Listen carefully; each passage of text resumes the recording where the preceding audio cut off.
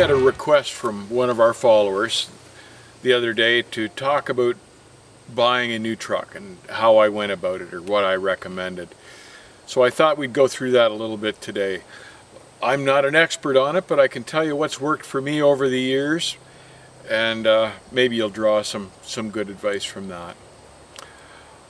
There are two ways to buy a truck, really. There's the first intent is to keep it for a couple of years and then ditch it like a throwaway truck is what I call that. Or you can buy and spec a truck with resale in mind, which is how I've always done it. I always found that worked better in the financial plan that I had, was to pay a little more, spec what I wanted, get a good truck, keep resale in mind, and then at the end of the day when I was ready for another truck, be able to sell the truck that I had for good money. And that worked for me. There are all sorts of tricks to keep in mind when you're doing that. One of the best pieces of advice I can give you is to start with an experienced salesperson. Now, there are a lot fewer and farther between than you might think. You can go into a truck dealership and see 10 salesmen, but there'll really only be one or two that truly know the product. And the rest are coming or going or at some stage in between. You need some guy that really knows what he's talking about, because trucks are an expensive purchase. So you want a guy that's going to be able to be of benefit to you and help you and know what he's talking about. Not just some salesman that's going to try to sell you the option of the month because he gets a better pay bonus on that particular transmission or whatever it is.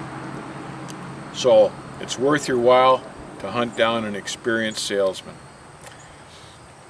There are things to keep in mind when you're speccing a new truck. And I tend to spec rather than buy off the lot, because you've got to live in this thing literally for the length of time that you keep it. So for the money you're spending, you might as well have something you like, and you might as well have something that's going to hold its value. So there are things to keep in mind here. You want to spec for fuel mileage, certainly these days. Fuel mileage is very important. But you also want to have a spec that'll do the job. The truck will do the work that you intend it to do. So that you're talking about rear ends and tranny and engine there. You want to have the proper driveline and specifications for the work that you're doing. Having said that, you don't want to spec a truck that is job specific. That is to say, a truck that can only haul heavy weight, for instance, because then at the time when you go to sell that truck, it's only going to appeal to someone else that's in that same finite line of work that's looking for a heavy spec truck. You want to spec a truck, or I've always spec'd a truck, that could do a variety of different types of work, whether it be reefer work or flatbed work. And I've always spec'd a truck that could run 80,000 pounds gross, rather than a light frame truck or a heavy spec truck. I spec somewhere in the middle. I spec a truck for reliability as well.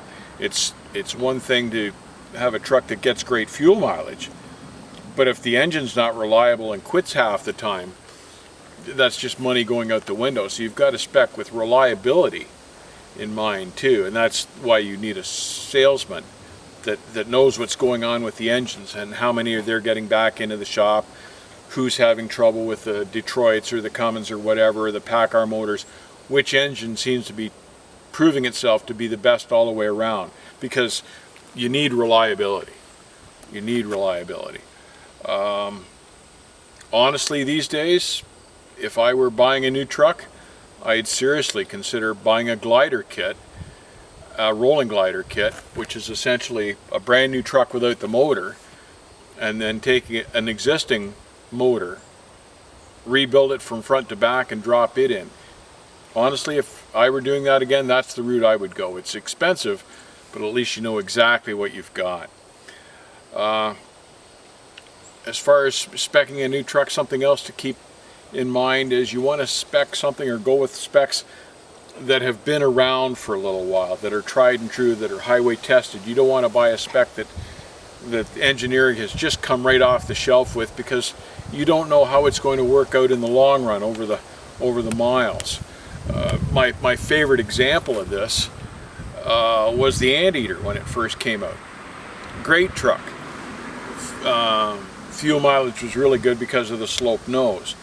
But because the hood was dropped so drastically, they could only fit a small radiator in the front of the grill, and it proved that the early Anteaters had a tendency to overheat just because the rad wasn't big enough. So there's something, that just hadn't spent the time on the highway that they could check it out to see whether it was going to work or not. As it turned out, in a few years they solved that problem, but the early Anteaters had that issue. It was solvable, but you don't want to have one of the trucks that's brand new off the lot and then they find out what's wrong with it. You want a model and a truck and specs that have been tried and true. Another example of that was the 8-speed transmission. The salesman touted that as the transmission for a couple of years. Well, it turned out it didn't really work that well. The jump between 7th and 8th was too great. It didn't want to pull a good load in a headwind, and the resale on it was terrible. So guys with 8-speed transmissions that thought they were getting the hot setup at the time ended up losing at the end of the day. So you want something that's tried and true. Automatic transmissions, I'm not a fan of them simply because I don't think they have all the bugs out of them yet. In the future, they may have, but I don't think engineering is to that stage yet. A lot of guys like these super single tires. To me, I wouldn't go that way, because when a super single blows, it drops right down onto the rim, and not only is the tire destroyed, the rim is destroyed.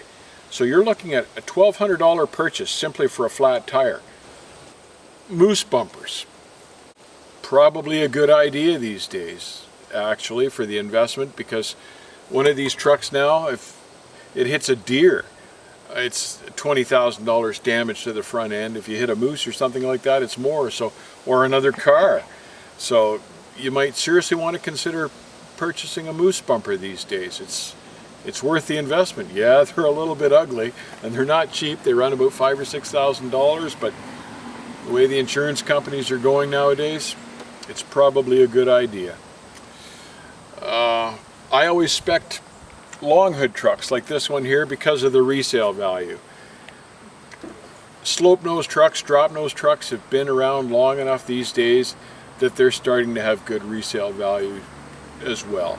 So these days I would probably spec a drop nose truck because I'd still get resale out of it and I'd have the advantage of the fuel mileage as well. Some guys like to buy used trucks. I've only ever done that twice.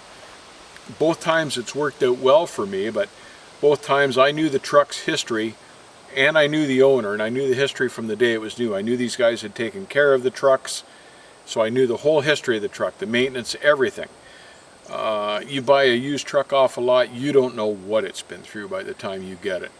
So buying a truck is a gamble, always. So you try to eliminate the odds of having a problem, and when you're buying a used truck, in my thinking, you may have more problems that you're not expecting that you hadn't anticipated.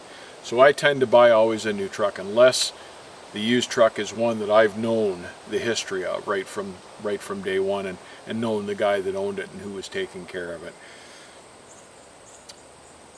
Buying a truck is an expensive proposition, it's a risky proposition, and it's a gamble. Let's face it, you're not guaranteed to make money with it. So you want to eliminate as many of the things that could cost you money as possible. So if you take your time, spec a good truck out, and use a good salesman, do it correctly, and ensure that you have a good contract for it. So take the time and do the research to do it properly.